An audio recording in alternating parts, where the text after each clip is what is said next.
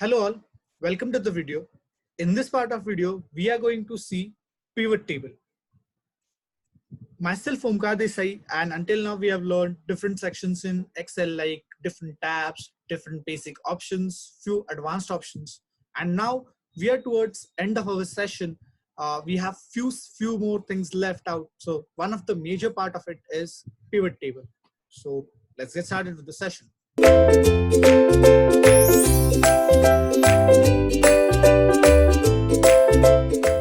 So in this table or in this session, we are going to cover some basics of pivot table, and we'll giving you a few examples of it.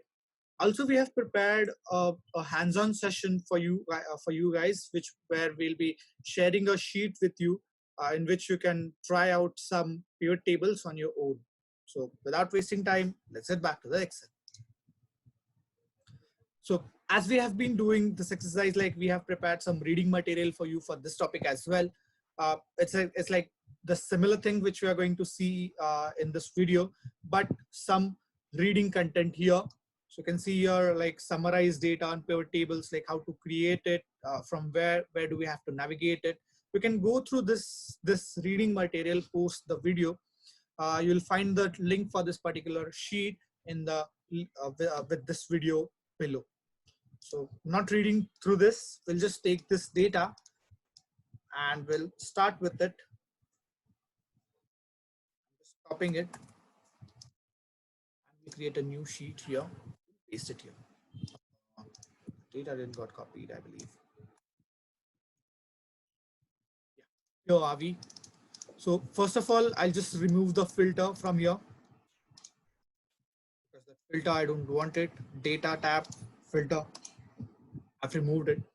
So from this, I want to create a pivot table. So why do we need a pivot table? So pivot table gives us a representation in a different format, like a generic representation. If you want a grand total, if you want something to be a collaborative analysis, that particular thing you can get it using pivot tables. So how to generate a pivot table is select the range of a data and come to insert tab, click on this pivot table. Here you have different options like create a pivot table using the selected table range. If that range is not what you wanted now, you can again select the range from here. Or you can use some external data sources. So this external data sources will cover it in the last topic of this series. But for now, we'll just have it till the current selection. Then it asks us if you want to create a pivot table on the existing sheet or on the new sheet. So if we say it's on an existing sheet, from which location you want to start that pivot table. But for now, let's say we wish to add it on the new sheet. And I'll say, okay. So with this, you can see we have got a new sheet here. So we have some options like pivot tables to build a report, use fields, choose fields from the pivot table list. So these are the fields which we have it here. So like these are the 4 columns which we have like in our data set. So what we will do is we'll add a date. So by default, it will come up as a row. So what we want is row wise, like a date wise or a month wise report. And we want, say, grand total of amount in every month. How do we do it is click on this, select the amount and see. Okay, so the amount, so this amount section we need a sum of the amount for that particular month. So we'll just paste it over the values. So we have 4 sections over here. It says rows, it says columns, it says values, and it says filter. So the difference between this is like the rows is like that value will appear at the row section here. In values section, we have different operations like if we drag that column in this values section, we can either have a sum of it, we can either have a count of it. Like what I did is I just clicked on this particular thing, go to value field settings. We can have sum, we can have count. If I say count, so in April month, I had two amounts. So to validate it, you can see in April months you have 2, in May you have 3, in June you have 6. So likewise in 2, 3, and 6. So 2, 3, and 1. So on other we have average, we have max, we have min, we have product. But for now, these are the options which you can select for values tab. But for now, let's have sum only.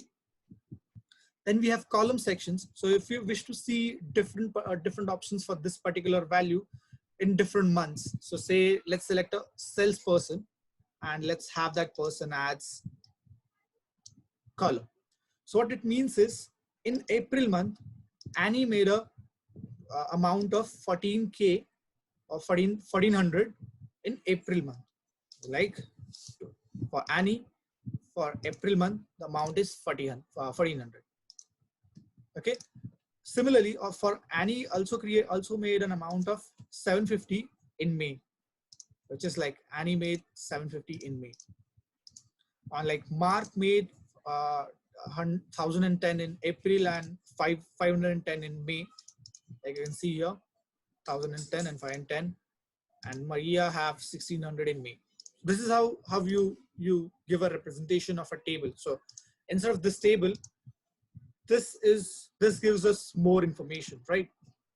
So this is about columns, and we have one more table left out. We'll add this as well as a filter part. So you can see here, so we have a filter here. So what this filter will apply is like, this will be applicable for the entire range. So now we have selected all. If we select only beer, so the entire thing will change, because for beer only we have like in a sale in April and May, which have been made by Annie. So you can see here for beer, like just to, if we apply a filter over here, for beer, we have April and May, and it is done by Annie, and it's like, this is a grand total of the sum of it.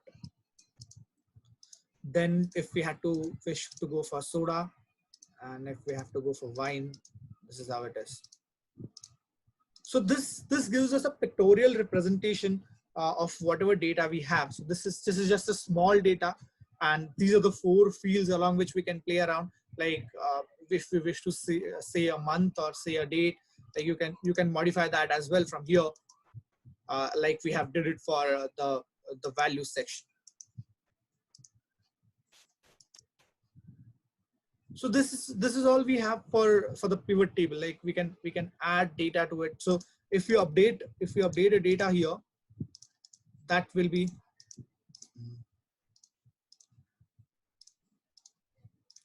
reflected there. So will be for Mark, we'll say for Mark, what we did it is for in April month, we have added an amount to him. You can say it is not updated here. It is still the old data. What you have to do is you just have to click on this particular thing, right click on it, refresh, and the updated data will be here. Again, we have some more operations like refresh. Then we have sort from smaller to longer. Then we have some other field value settings, like again the similar one which we had it for values, summarize by value or show by value. All those options we have it here. And if we wish to hide the field list, we can do that. We have some more pivot table options like layout and format, totals and filters. Here you can select these options. Then we have displays, we have printings, the data, and the alt text. Like this is if you wish to say, or if you wish to give any more data to it, you're all good to give your own data to it as well. So that's all we have for pivot table. So we have prepared a tutorial for you. Let me just show you up. So here it is. Here are around 20 sections with which you can create a pivot table of it. So first we have prepared a one. Second, likewise you can prepare your own pivot tables with this particular data and whatever term which you want. So the similar thing which we have done it through now. There are different set of data which you can play around. And obviously the tutorial, like the one which we did it, to drag an option here and to values section, to rows section, to columns, and to filters, which section to be taken in where, that all thing you can learn it through here as well. So this is just an exercise for you all. You can try this out once.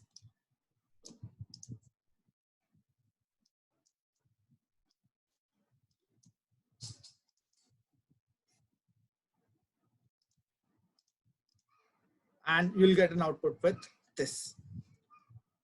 So that's all we have for pivot table and this particular video. In next topic, we'll be covering the charts in Excel. So thank you for now.